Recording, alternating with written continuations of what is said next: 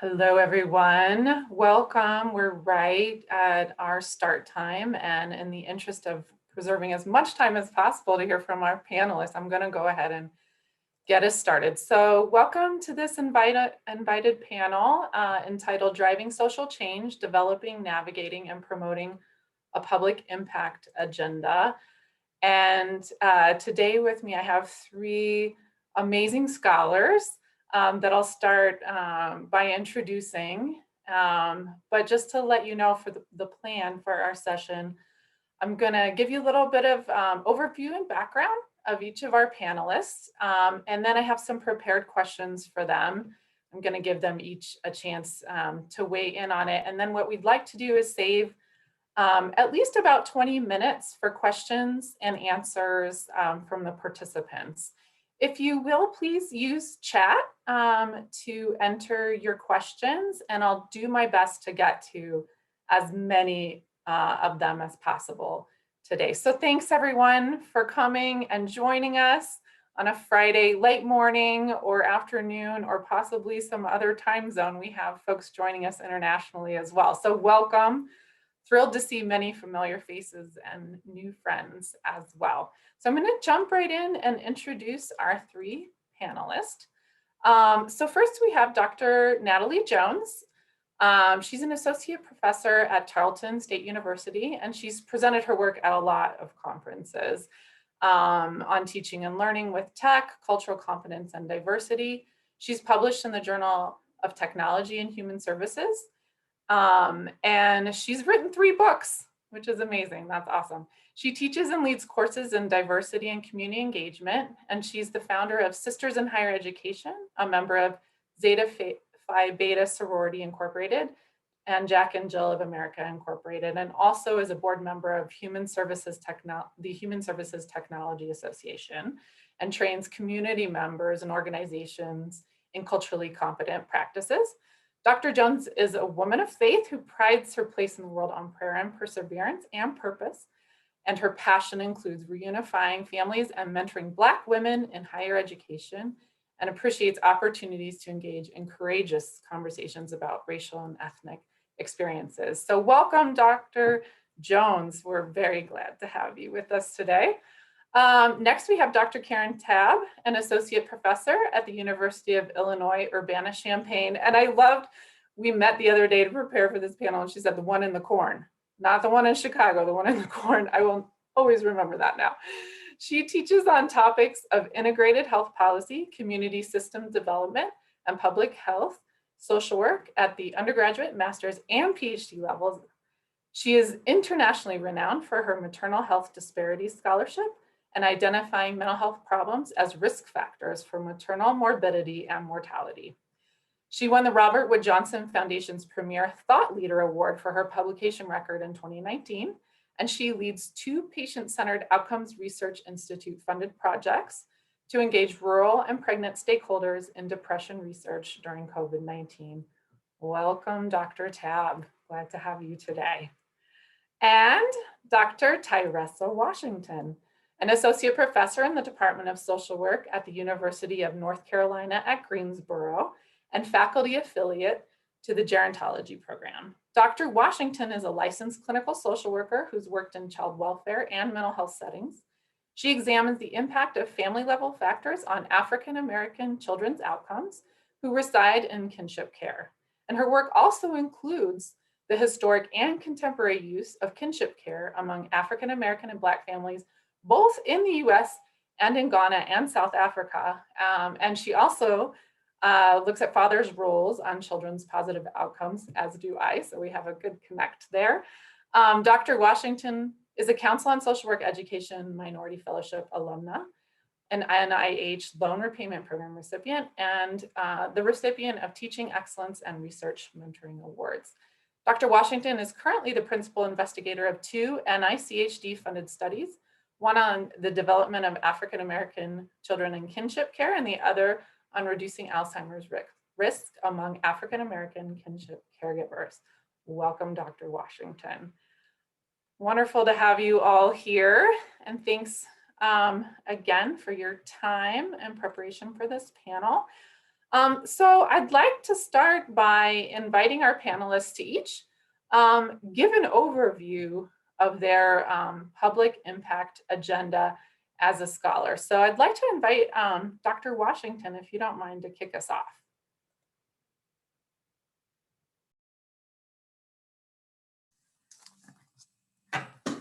Good afternoon, everyone, and good morning to those who may be in other time zones, but I am glad to be with you all today, and I'm excited to be the one to kick it off. Not really, but it's all good. So from the introduction, you probably got an idea of the type of work that I do, but just to be a little more specific, I look at African-American kinship care families, and those families are basically grandparents raising grandchildren, but it can also be other relatives. For example, an older sibling that is helping to rear a younger sibling. It could be an aunt, an uncle, anyone actually with a kin bond. So this includes, for my research, we include godparents, we include church members, just as long as you have a kin bond. So it's not your traditional foster care or what we would consider sort of like stranger care. And what I do is look at the strength and resources of those families that contribute to children's social competence, academic competence, and better behavioral health. So there is a lot of information out there about these families experiencing challenges, which are true, right? So we know that a lot of the families are low income. We know sometimes the children's outcomes aren't the same as children who are not in out-of-home care. We know about, unfortunately, the kinship caregivers a lot of times have negative health outcomes such as stress and, also physical health outcomes. But what my work really looks at is what are these families doing well? What are they doing right that's contributing to how children develop? And also, I look at that as well for the caregivers, because we're also interested in them having a successful life as well, and a very healthy life, because they're definitely doing a service to us in society by taking care of children. And we really appreciate that. So we want to make sure that the children, the caregivers, anyone in this type family have, healthy outcomes, excuse me. So with the work that I do, I partner with a lot of community agencies. So I partner with a lot of Department of Health and Human Services. I partner with agencies that's specific to my population. For example, the Black Child Development, senior groups that run grandparent support groups. So we're really trying to, again, make a difference for these families, right? So we're trying to find out things that work well for their families. We already know for some research, some of the things that we're doing, that they're doing well, that is working, but we're trying to find additional things. And of course, we're trying to disseminate this information out. And certainly as the questions go on, we'll be talking more about that. But I think hopefully that gives you guys an overview of kind of my work and what my team and I are doing. Thank you, Dr. Washington. Dr. Jones, can I invite you to go next? Absolutely. Good afternoon also to everyone. And that's phenomenal work that you're doing there, Dr. Washington. So I'm gonna add the few things that I'm working on as well. And first I wanna start with, I participate in culturally competence trainings throughout the community, training many of the school districts on the importance of just operating culturally competent when in teaching positions and administrative roles. I also, some of my impact has included the effects of microaggressions within the higher educational sector, the impact of community on Black women within higher education, the impact of diversity in the religious sector, and also the use of tech tools for client assessment. And my most recent impact has been, I'm a faculty lead for the Center of Educational Excellence at Tarleton, and we have a strong emphasis on culturally responsive teaching. Those are the things that I'm working on right now, and I'm sure we'll talk more about that as well. Right. Thank you, Dr. Jones. Dr. Tabb, can I invite you to give your overview? Sure. Let me present my first word. So it's hard being third in the lineup. But my word I want to reiterate over and over again today is intentionality. Okay? So don't let me forget that word, because we're going to go back to it. My big overview of my work is that I look at disparities. So disparities in health by race, ethnicity. With a clinical translational training background, I've been doing more disparities work as it pertains to maternal mortality and morbidity in clinics. So of course, we have to partner. For years, I worked within healthcare systems and clinics to build registries to look at depression over time. So mental health is a risk factor for other health problems. So we make sure that childbearing people and their kids have the best outcomes. I got to a point where this becomes not pointless, but starts to lack in flavor and in purpose. It took me and my partners to the so what question. So for the last 4 years, we've been trying to really nail down at that so what and work intentionally. So the intentionality to work alongside patients, providers, patient advocates, and end users to make sure that our research is enhanced and shared at a broader, wider public level. I'll pause there because I know we have more questions, but it's clinical research, disparities research that wasn't enough. Things were getting worse, not better. And we wanted to see how to make this better alongside end users, the populations that we're actually working on behalf of. Well, Dr. Tabb, if it's okay, I'll stick with you for the second question here. And what I'd like to hear from our panelists next is what's been most rewarding to you in engaging in public impact research? And also the flip side of that, what have been the stumbling blocks?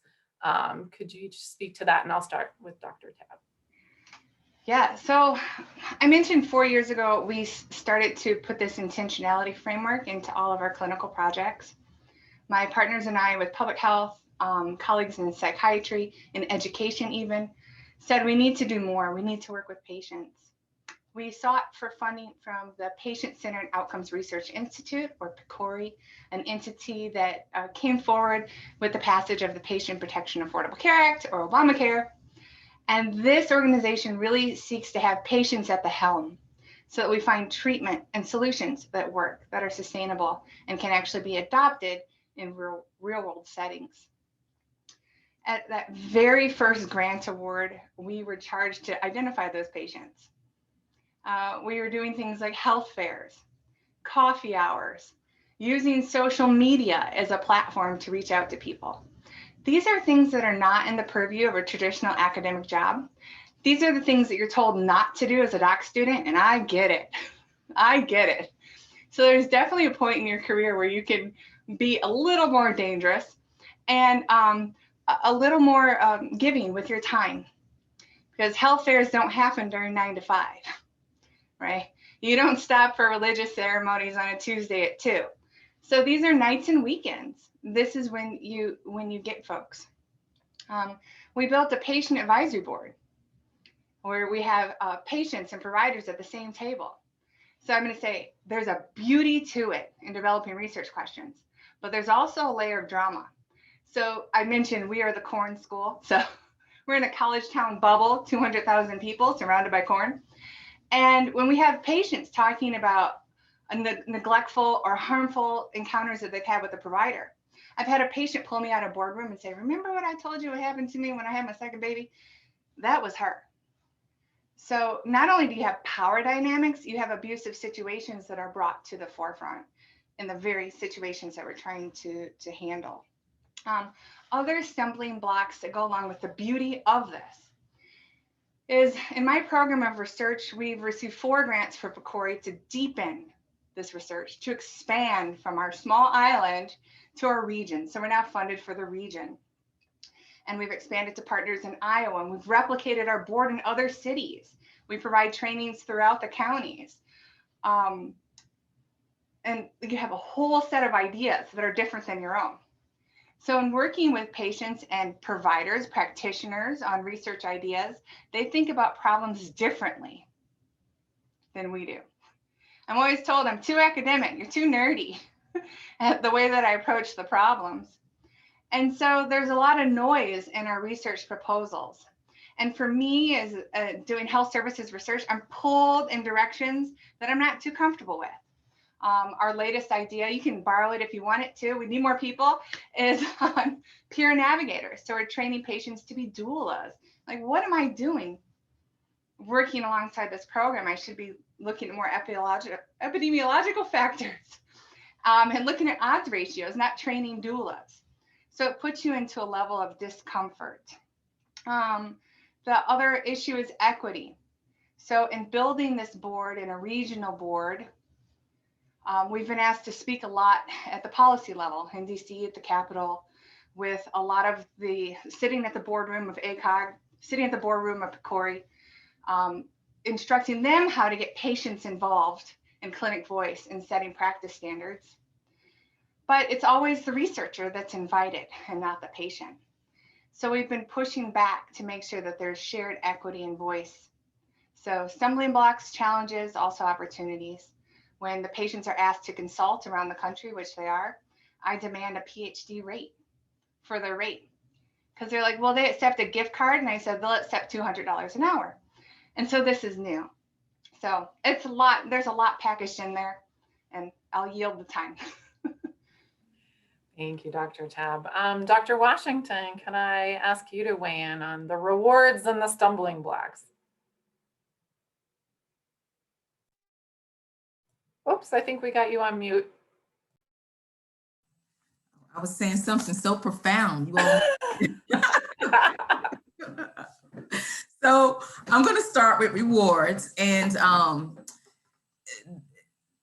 this work is very, very rewarding. I think for me, some of the most rewarding things happens when I actually have direct interaction with the community, with the kinship caregivers, right? So this happens when I'm at the grandparent support group meetings, or when they invite me in to come and to be a guest speaker. So it's sitting in those meetings and hearing their stories, right? It's also after the meetings, having conversations with them. But for example, it just, it's a reminder, you know, because we're research. So first of all, yes, I'm a licensed clinical social worker, like most folks. I won't say most, but a lot of researchers start off doing practice work, right? And you get kind of pulled out of it, right? Really pulled out of it, basically, when you're doing research. But going to those meetings, talking to the grandparents or any kinship caregiver, it reminds you why you got into the field, right? So it's exciting to see how resilient they are, right? Because it's still amazing how much they do with such a lack of resources. And it's also amazing how optimistic they are, despite the challenges they've been through with their relative, the reason why the child may be in care. But they're very optimistic, even though, you know, so that's uplifting. And it makes me, actually reminds me to live from a place of gratitude when I hear their stories. It also is a reminder to me, again, why I got into the field. And I just want to quickly just give you like a short story. For example, I had a family caregiver who was actually taking 3 buses so that her grandchildren could go to the same school, right? Because she wanted her grandchildren to still have some, you know, the same friends. They knew the principal, so it wasn't that issue of, you know, do you have guardianship, that type stuff. So just the sacrifice that she was doing, but she was happy to do the sacrifice, right? She wasn't telling the story in a sad way. She was reminding, and she even told about how she told her grand, this won't be like this forever. Our cars broke down, but this is what we have to do for now. So things like that to me is very rewarding. It's also rewarding in that, of course, I'm not doing this work alone. So I have a huge research team. So I love working with my students. So that's another reward I get in seeing the students grasp research skills. I've worked with students, some of them in the McNair programs. I've witnessed them matriculate through their master's program, and they're in the community and they're still working on my research team, right? So it's nice to see that. It's nice to hear stories about them. Now they're on the path to wanting to get a PhD. So that's another very rewarding part of my job, is working with my research team, seeing these folks grow and seeing them really understanding the importance and the impact that research can have on practice. And there's a lot of other things that are rewarding, but those are just some of the things I want to mention. As far as the challenges, there are lots of challenges, right? So it's challenging when you work with agencies, and I'm going to talk a little bit about that later on, but there are challenges in working with agency. Certainly Dr. Tabb just mentioned some of them, right? is that sometimes folks in the agency have been perpetrators against, or, you know, the folks that I'm saying against, but you guys get what I mean, you know, with the population that you're working with, and they're sharing stories, but you know, they weren't that nice to me when I did that, and they can't believe they came into the room, and you know, so is that part of it. But another big challenge I have too is that you're still leaving these families knowing that they're in need. So even after we complete the interview, after we do the support group, you know, after we do the event, you still know there's a lot of unmet needs. And so we know it from their mouth, we know it from research. So those kind of things are challenging for me. And of course there's some more, but I think that hopefully highlights some of it. And there's just a time factor. What Karen said, when you're working with the community, it takes a lot of time. You are going to do nights, you are going to do weekends. You're going to have to work your schedule in a certain way to let them know that they are important, which they are. And you have to do things non-traditional that they really didn't talk to you about in academia when you're working with the community. All right. Thank you. Thank you. Dr. Jones, rewards and challenges for you. Thank you. So like Dr. Washington mentioned, it's a challenge. It's a challenge that we need to be ready to take. So I'm going to start with the rewards. And actually, I probably should start with the stumbling blocks so that I can end on rewards. I'm going to do that. So first, I want to mention in terms of stumbling blocks and or roadblocks. Sometimes everyone doesn't accept, or they're not on board with the work that you're doing. I spoke about focusing in on cultural competency, cultural practices within our field, within social work. It's an oxymoron. It's something that we don't like to talk about. And sometimes we water down that focus. In that, when I'm in certain spaces that I'm having courageous conversations, it's not always well received. And so I want to make sure that everyone is familiar with that. Everyone isn't open to hear, they don't want to hear your research. They don't want to hear what you're talking about if you're pushing them into uncomfortable zones. Those have been the stumbling blocks that I want to make sure that I mention. However, it isn't anything that you can't handle. It isn't anything that I couldn't handle because I'm here today. I think some of the rewards include having the opportunity to speak to audiences such as yourself. Also having your work included in studies that others are working on.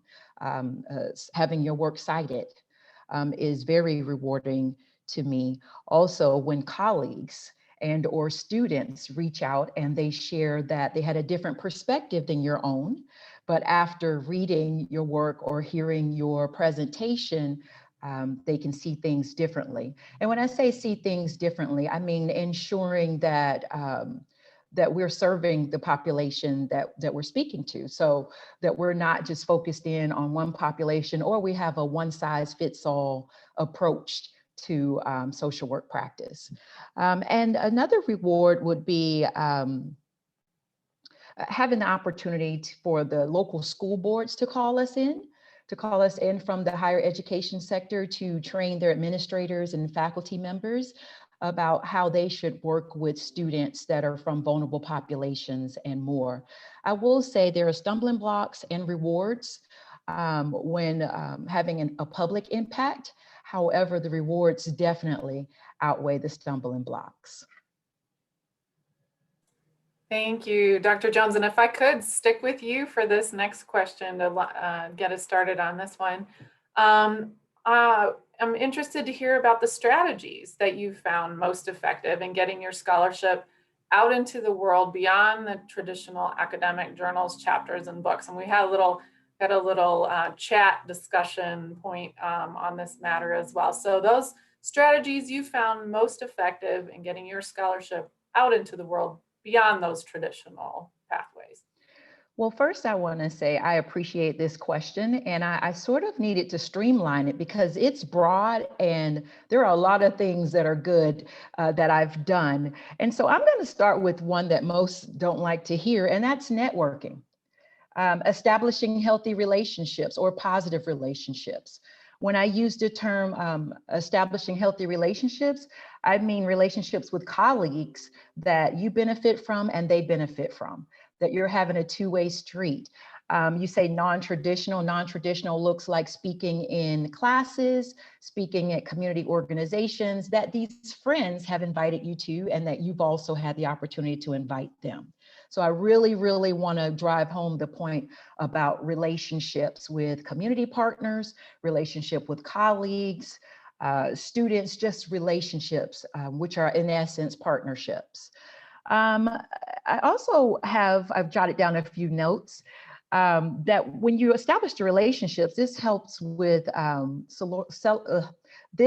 supporting collaborations.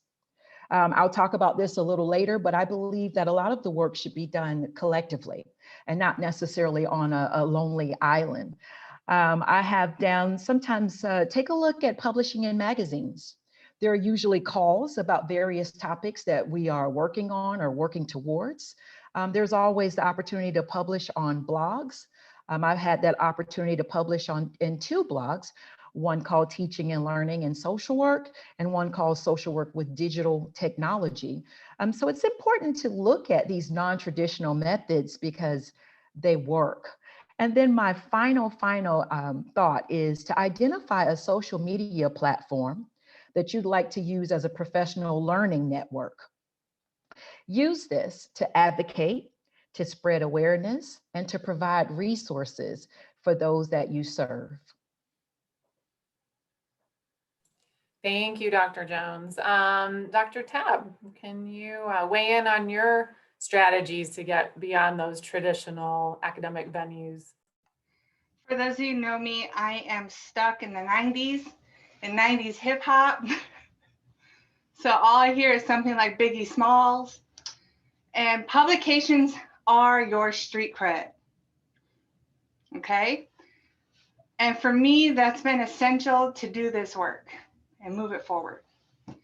So we're talking about public impact. We're talking about socially engaged research.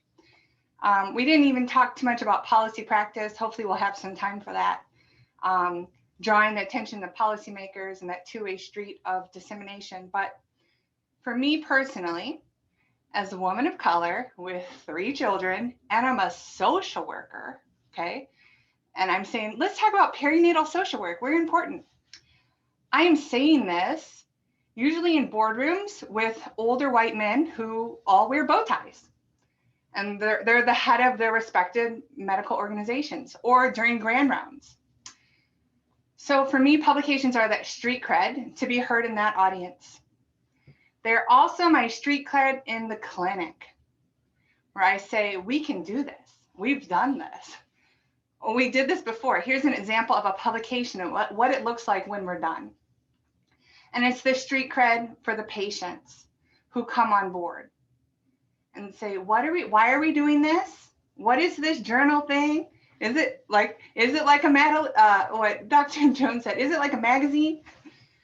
Explaining what the end goal is of this work. And publications, again, as your street cred, get you to those reporters. So we have a news bureau at our university. I suggest you all share your papers with the news bureau. I'm at a point where I don't have time to do that. But by having the publication, reporters will come to you and ask for input. They'll ask you about social issues based on what you're publishing. So for me, publications are everything. Everything has to lead back to publications. All of the work, all of the efforts that we do can result in publications. I'm struggling right now because we had a pilot study where patients interviewed patients. Oh boy, no journal knows what to do with this. IRB sat on it for a year, okay? But the data is totally different than anything I would have done by myself with 3 undergraduate research assistants. They're lovely, but we would have got different qualitative responses. And so now we're in the publication loop where I think we're just ahead of our time. but publications need to come first. This work can be published and will be published. Thank you. Dr. Washington, strategies you found successful getting your work out there.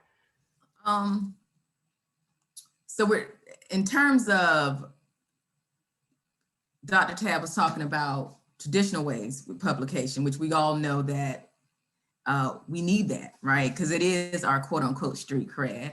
It's the things that our university requires, especially if you're on a tenure track. If you're going to be applying for grants, you best have some publications as well. But as far as non-traditional, I'm going to talk a little bit about that. And Dr. Jones mentioned something as far as networking and communicating, that's important. And she talked about networking even with your colleagues and making sure that it's beneficial. So for me, even when I go to an agency to present them with partnering with me, I go in there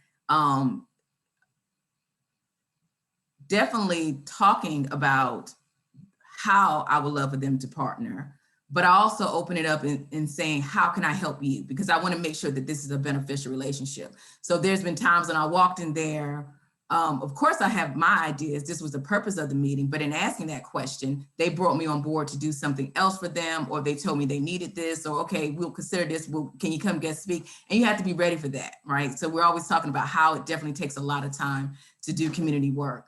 But I definitely approach all my community partners and how can this be a beneficial relationship for both of us? Another way definitely that I'm getting the work out there is that when I do those community presentations, so certainly when I'm doing the grandparent support group, talking at child welfare and kinship care events, I'm getting that information out there.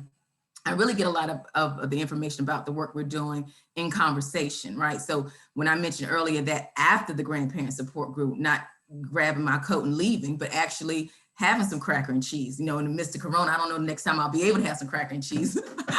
and right now I would die for that cracker and cheese and juice or whatever they have. But those informal times, you know, getting there a little early to talk to the family members, staying longer to talk to the family members, walking to the cars with them, right? And of course we want this to be genuine. And I do realize that this may be easier than some. For folks that know me, I am a pretty social person, at least I try to be. But these, like we tell our students, you know, there are certain skills that you have, right? And you want to use those strengths, and I encourage you to do those, and skills that you know you need to strengthen so that you can get the mission accomplished and build rapport with your research participants. Then that's what you need to do. So work on that. I would you know, encourage folks to work on things like that. I hosted a kickoff event. So when before the NIH study started, we had a kickoff event that we invited community partners. We invited some of the participants who may have done the pilot study. And regardless if they came or not, receiving that invitation was meaningful to them.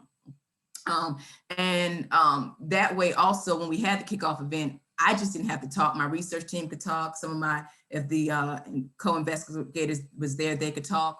And another thing, and I'll kind of hurry along, but what Dr. Tabb said, which is very important, and I just recently started getting blessed with these things. So we're going to talk a little bit, hopefully, about what universities can do to assist. Finally, my university press folks start reaching out to me, and they've done several stories on me, right? So me being able to take those links and show this is a press release for this grant, you know, and sending it, like you said, to news stations, and sending it to different organizations, that has helped tremendously. So when they complete a story on you, it gives you something to forward, because most times folks don't want the article, but those short snippets and pictures and stuff, they love. So those are just a few ways that I get information out there. Thank you. Thanks, and I'll stick with you, Dr. Washington, if that's okay. Sure. So a lot of our attendees, members of SOAR, are doctoral students and early career scholars.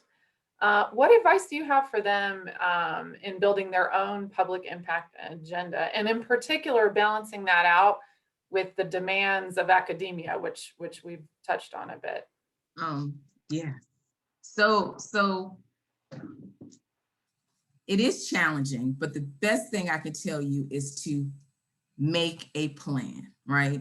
Because when you're working with the community, it is going to take a lot of time. When you're working with agencies, things change. So when I say make a plan, specifically, I'm thinking of two things. So if you're on the tenure track and you're working with the community, you want to have some data somewhere. I don't know where that data is, if it's publishing out your dissertation. So as you're building these relationships with community providers, you can still publish, right? So you best be doing a systematic review, some literature reviews. Hopefully you have some data for your dissertation to publish off of. Go find some secondary data. So you need to work on those publications because it is going to take time to build those relationships, okay, with your community providers.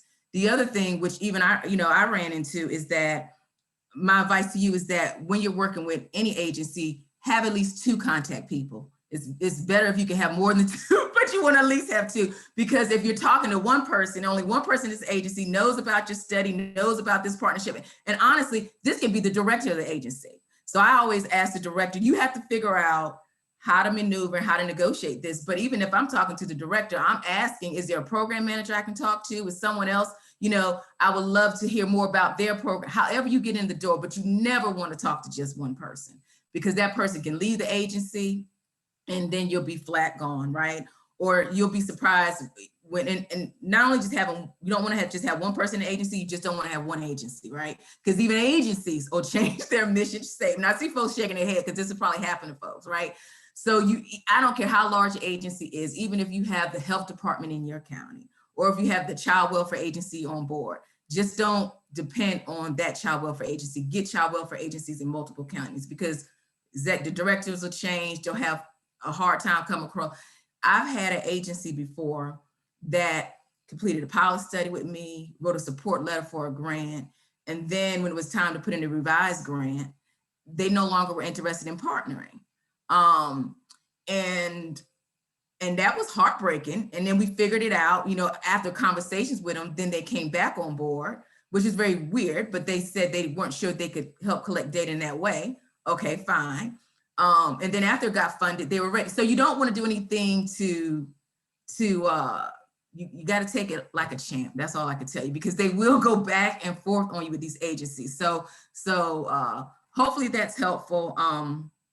But yeah, alternative plan, more than one person in the agency, more than one agency, definitely be having something that you can publish off of, because this is, if you enjoy this type of work, it's wonderful, because you can enjoy the relationships you're making, you can enjoy yourself as you're actually doing your research. So I encourage it, because you can see immediately in meeting with the public how it's making a difference. But also, long-term later on, hopefully these information that you're finding out will make a difference and will have an impact. Thank you. Thank you. Dr. Jones, what advice would you have for those doctoral students, early career folks? Oh, I don't think we're hearing you hear me for now? some reason. Oh, yep, we're good. I said, I'm going to piggyback on Dr. Washington and say, take it like a champ. I love that. So some of the points that I have jotted down, that I've put down, is make sure that you collaborate. Sometimes you can find yourself on a lonely island and trying to tackle things. I can remember my earlier years. My first summer, I submitted 5 manuscripts alone. And by Christmas time, I received rejections to all of those. And I was very, very, very bummed out. I was stressed. I didn't want to submit anything else at that point. And I think had I had a partner or partners that I was working with, that we could have we could have encouraged one another.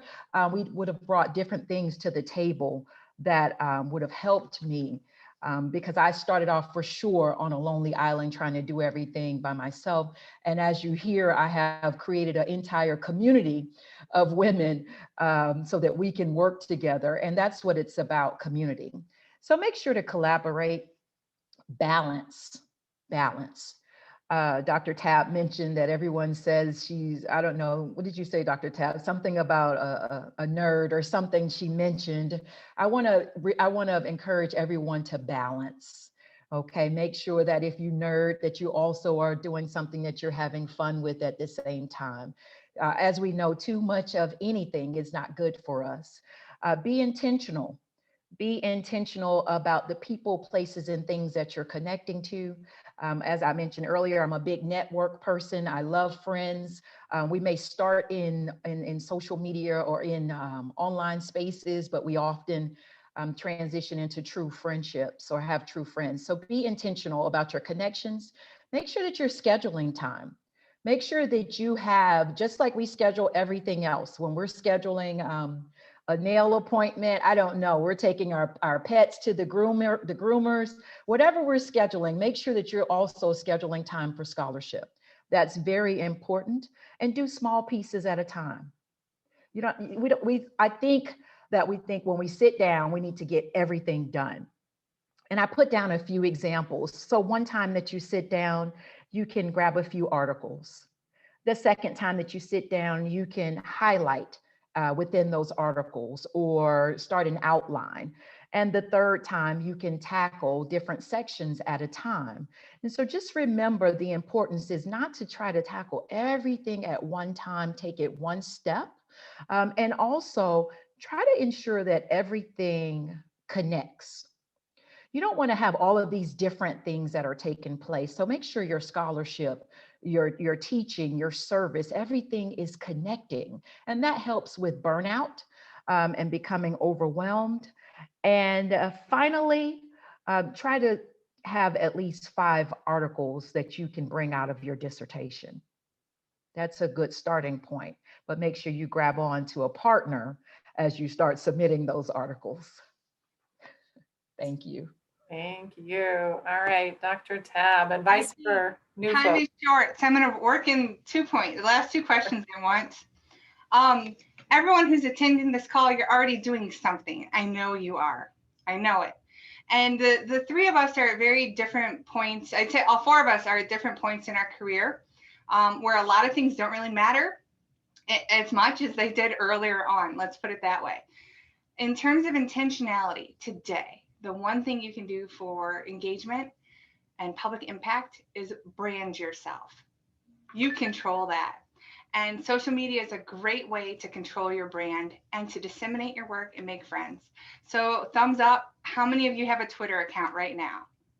Are you on Social Work Twitter? Hashtag Social Work Twitter. Are you doing these things? Are you tagging your area of interest? I tag Maternal Mental Health Matters for all my stuff. You can share research articles. You can share quick snippets about your work there. And it's a great way to have impact. Second and related is tag the practice organizations in your area. Mine is the National Association of Social Workers.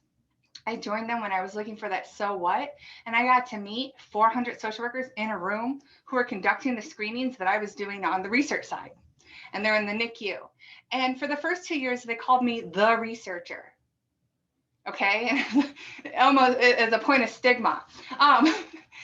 Go ask the researcher. And it was cute, not cute.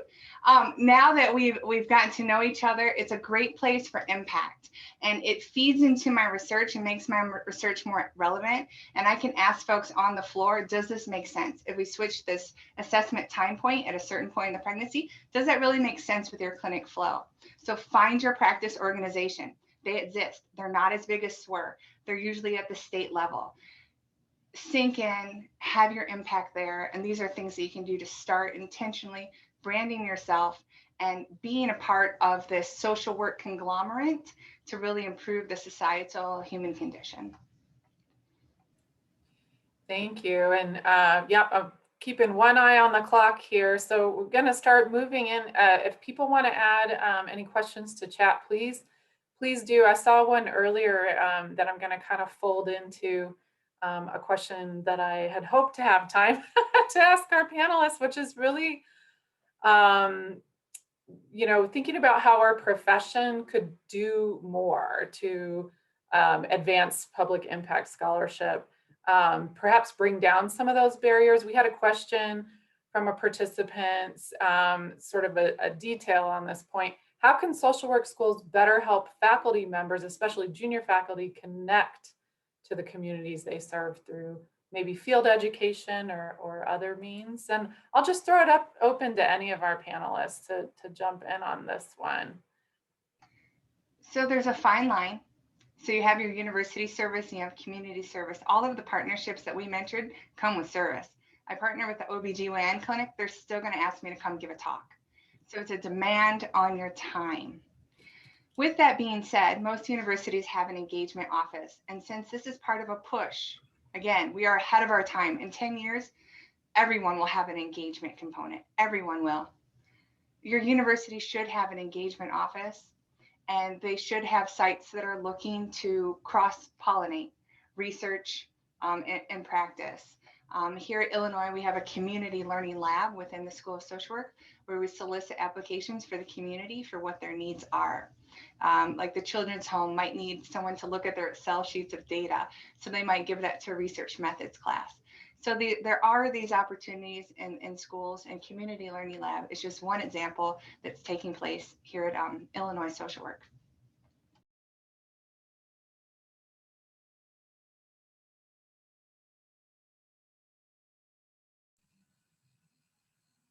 We can't hear you, Dr. Bellamy. Yep, it was bound to happen at some point. I was gonna not unmute. I was just inviting others to weigh in. Looks like Dr. Washington, you got your mute off.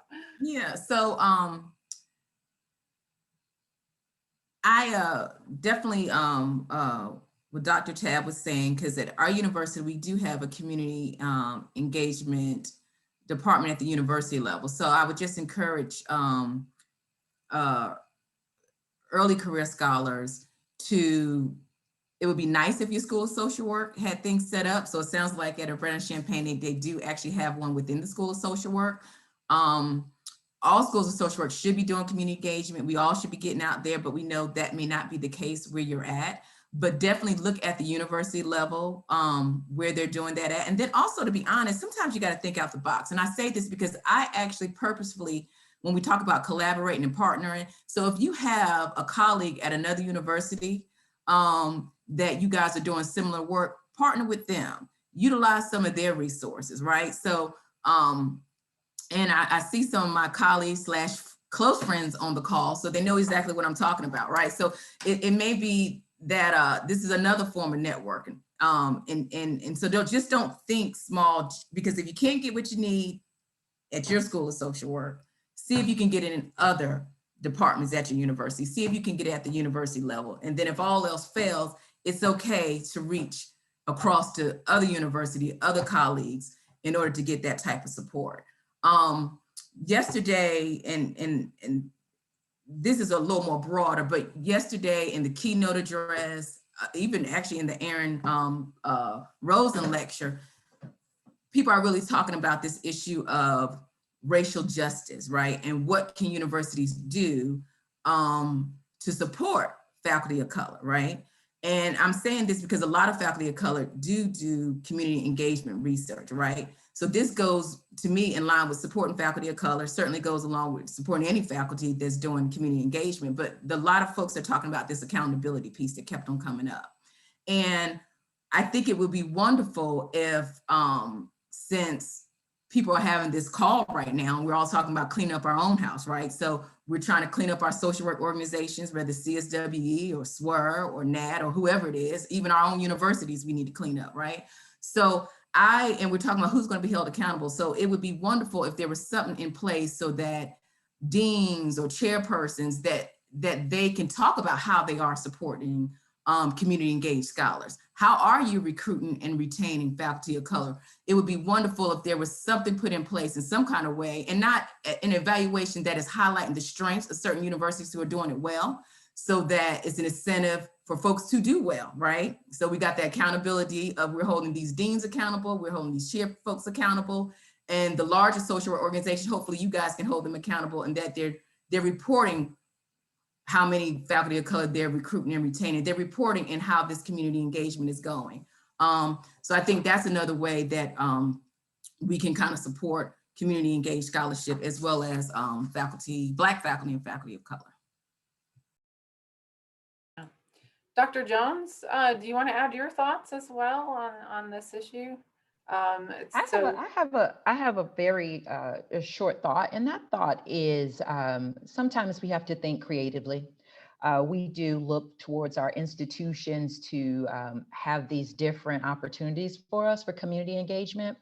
But I know my institution, during my earlier years, did not have a designated space or department for it. So I would create it in my classes, and I would definitely collaborate with colleagues. My colleagues have different opportunities, different options, whether it's a conference at their institution, whether I mentioned about speaking in classes, even the research aspect, or especially the research aspect, we've collaborated. So I think if there isn't a space within the institution designated, there is the opportunity to create it. And I do understand that most of us are like, as if I have time to create something else, but it doesn't need to be heavy, just something on a smaller level, even creating a symposium within classes. It does not, I started from very, very small, and now we have social work conferences now within our department on all of our campuses. But years ago, in 2013-ish, I was just in my classroom with a few students putting posters up on the walls in their classroom and inviting even campus security to come and support them. So there are different things that we can do in terms of being creative with community engagement. There's always someone in the community that would love to have the opportunity to work with our students and to work with us. What we have to do is make it work. Thank you. I'm going to pull another question here from the chat, which is, I think, well aligned with this issue of promoting public impact and pulling down some of those barriers, one of which is documenting the impact of your research in your dossier. So what thoughts do you all have about making clear the public impact research that you're doing when you go up for promotion and tenure? Yeah, Dr. Tabb, go for it. It's my word is intentionality. Just being intentional about every step and how one step leads to the next. And as you progress, you'll start to see how these things are connected. Branding is everything. So I started my university a little over 9 years ago, where the chancellor at the time said that we had 4 areas: teaching, research, service, and economic development or economic engagement, that we had to be a driver for the community, creating economic opportunities. So the branding was such. Now my university is switching to say we have to have teaching, research, service, and engagement will be the new 4th core area. I said we are ahead of our time. This will be expected. And so now you think of how you can brand and reframe the work that you're doing, the same work within the values and expectations of the university. Before that, that economic piece could have been all of the grant dollars that come in are creating jobs, they're creating sub-agreements at the local clinics, they're creating economic employment opportunities for folks. Now with engagement, I'm engaging clinics, patient partners, and providers in research, and I just, we happen to pay them for their time. So branding is everything, and you and only you control that. So there are creative ways in your dossiers. Usually dossiers have a space for other, where you can speak to that. I was just talking to someone about that this morning, putting publications under review and other, you just sneak that in. So there are ways that you can brand your work and make sure that it's relevant. You just need to know what the university's values and expectations are. Jennifer, I wanted to jump in here. One thing that I did was that I actually got letters of support from agencies that I was working with. So they actually wrote letters and talked about the work that I was doing. And I put that in my dossier, right? So regardless if it was speaking in groups, if we were partnering on a grant, right? You want to put those support letters in there, but also talk about it for example, if you're talking about in your research statement, I'm partnering with this agent, this and that, see letter of support, and then they could go to the back of the dossier to see that. Also, and I see Camille Quinn on the call. She recently, some of her work was used to help reform a law in Ohio. You have to say that. You have to highlight that this is impact. You have to put that my work has led to this. You know, my work is impactful and powerful. So you're going to have to be your best cheerleader and point it out. Don't wait. Don't, hopefully they'll find this little piece of paper. No, state it up front. Then tell them where to go find, for example, where this revised law is at, but state it up front what you know, the work you've done, you know, the impact that it had. Even if it's an impact specifically on an agency, on a family, you say what it is that you've done, and then you tell how it impacted them, and then provide the proof of that. And I want to conclude with oversell yourself. Dr. Tabb mentioned branding. I mean, you talk about yourself until you can't talk about yourself any longer. I'm sure that my dossier was over the top, but I wanted to ensure that there was nothing missing. I mean, 10 letters from students, 10 letters from community partners, 10 letters from friends who I've collaborated with, 10 letters from the person walking down the street.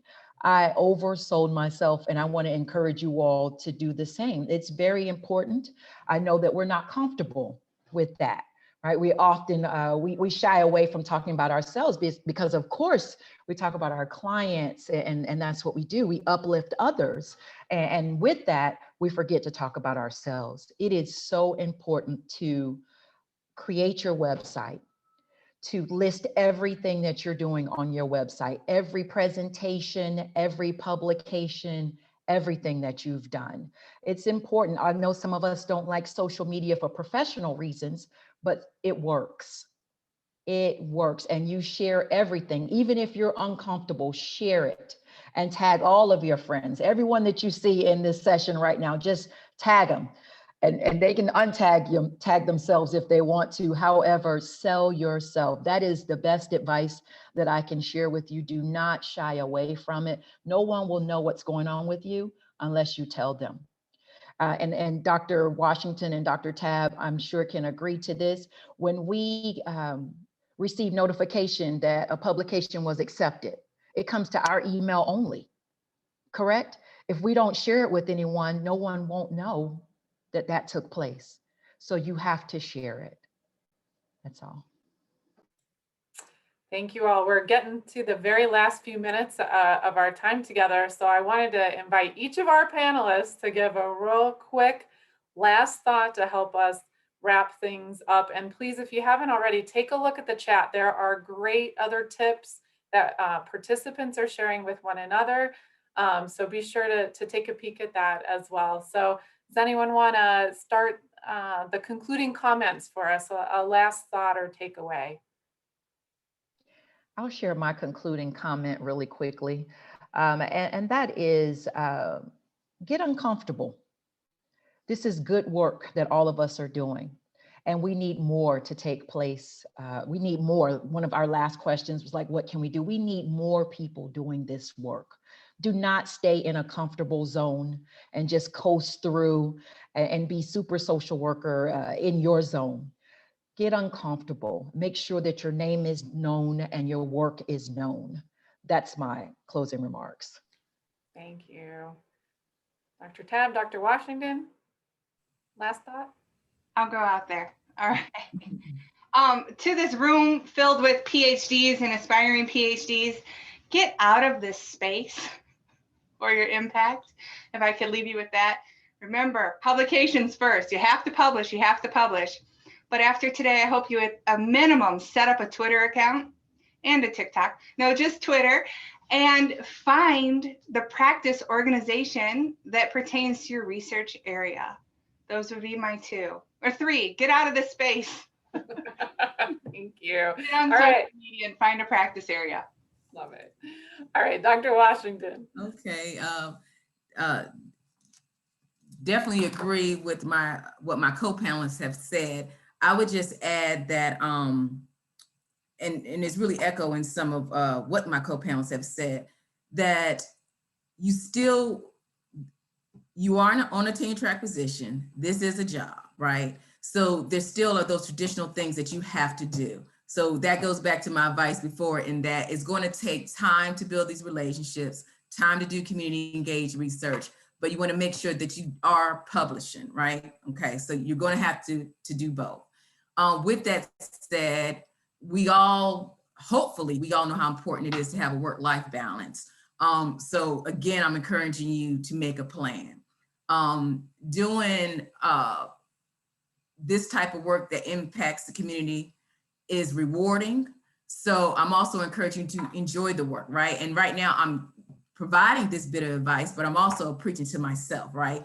So I'm making sure that I slow down in a way that I can take those telephone calls and actually be engaged and be present with my community partners, with a kinship caregiver if I'm doing an interview, with my students. So that would be my advice too, is that make sure you're enjoying the process, because as we know, we have had, it's been rough lately, especially with COVID.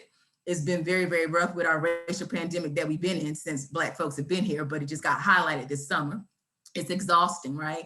But so you want to make sure whatever you're doing, you're enjoying it. So that would be my advice to you. Right. And thank you everyone for attending. We really, really appreciate you guys. And Jen, thank you for organizing this. Thank you. Oh yeah, and you know what? I don't even think I said at the beginning, I'm Jen Bellamy. University of Denver Graduate School of Social Work. And we got a little shout out in the chat for our public impact work. So wonderful to have you all. Happy weekend. Take care of yourself, like Dr. Washington said. And I look forward to seeing you elsewhere. Thank you, panelists. You were amazing.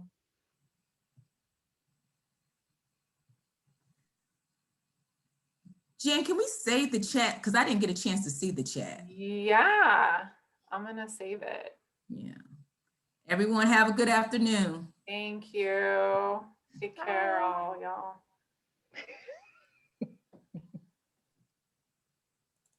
Bye, friends.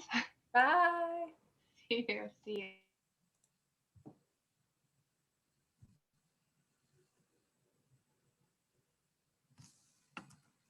Oh, Camille, are you talking? I was trying to say this stuff too. Are you saving the chat? I got it. I copied and saved the chat. I always do that. Thank you. Send it to me. Send it to me. Okay, I'll send it to you now. This was amazing. You guys are awesome. Just so you know, my mom was sitting in here listening too. Oh, I love it. Hey, Mama, how you doing? It was great. Thank you. Tyreasa said she want to see your face, Mama. Oh. I said Tyreasa said she wants. I see Dante still up here. Hey. Hey, Dante. I'm here. Here she Hey, is. Mama, how you doing? I told my mom, I said, Mama, you got to come in here and see Tyreasa. She's sharp. Oh, so nice. I've heard so much about you guys. Oh, good to But see I remember you. Jennifer. Jennifer, you remember you first met my mother in 2010? Yes. She and her were on that panel at UFC. You guys y'all looking just alike. You and your mama looking just alike. Oh my gosh. Yeah. Say thank you, Mama. All All right, y'all. I'll send you the chat. All right, thank you. Have a good one, everyone. Bye. Thank you. Take care. Mwah.